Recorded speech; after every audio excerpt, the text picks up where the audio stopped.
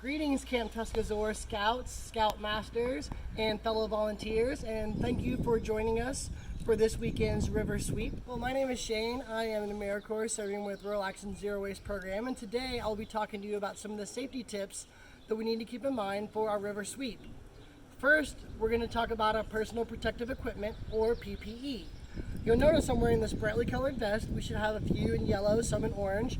These are to make sure we always see each other as we're walking through the woods and along the river banks. With that said, we should always be walking in groups of 2.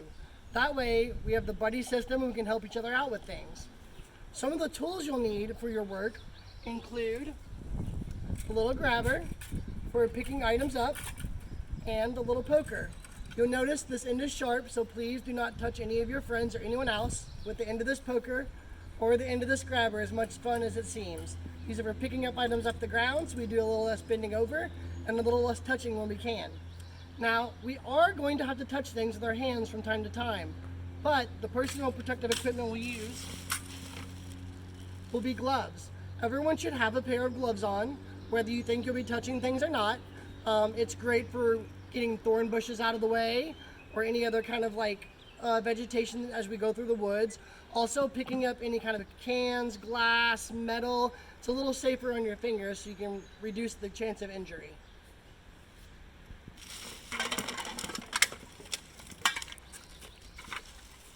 Every group of 2 should have a bucket, which is used for sharps. This is where you'll put your glass, your jagged metals, anything that you're worried about maybe poking you in the leg as you're walking through the woods.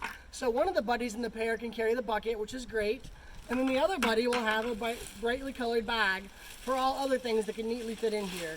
Cans, bottles, we're gonna find a litany of things. Styrofoam, plastic, whatever it is can go in here.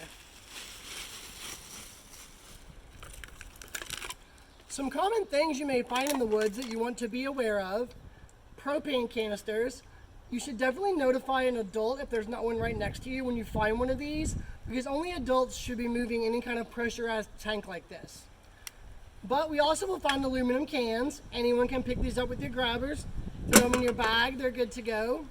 And the other thing to be aware of is any kind of water bottle or plastic container with a lid. Now, as you can see, this has a little liquid in it. You never, under any circumstances, want to open this up and pour it out. We don't know what this liquid is. We don't want to contaminate the waterway. In fact, we're here to make the waterway a better place, so doing our part and not pouring out liquids is a way to do it. This does add a little more weight to your bag, but it's well worth it. And if your bag starts to get heavy or you feel like it's a lot, it's always okay to take a break and go back to the main station, unload some of your weight, and start fresh again. There's no need for anyone to be overlifting or carrying more than they need to. This isn't really a contest as much as it is an opportunity to have teamwork together to do something great for the area. Another hazard to be aware of would be any kind of chemical contaminants. If you come across plastic bottles or propane tanks or anything like that that have a brown sludge inside of them, you're going to want to leave those alone and notify an adult immediately. The same thing with the propane canisters. If they have a blue residue around the caps, you really need to leave those alone because those are a biohazard and you need to notify an adult immediately. In addition to some of the hazards you may come across, like sharp metal and glass and things like that, there are a few natural things to be aware of. As Boy Scouts, you guys are out in the environment, so you may see these things, but poison ivy, poison oak, poison sumac, snakes, spiders, thorns. These are all natural things that we're going to be encountering as we're in their areas, and we just need to be aware of them. Point them out to others, and take your time walking through the woods so as not to disturb them as much, and also to be safe for yourself.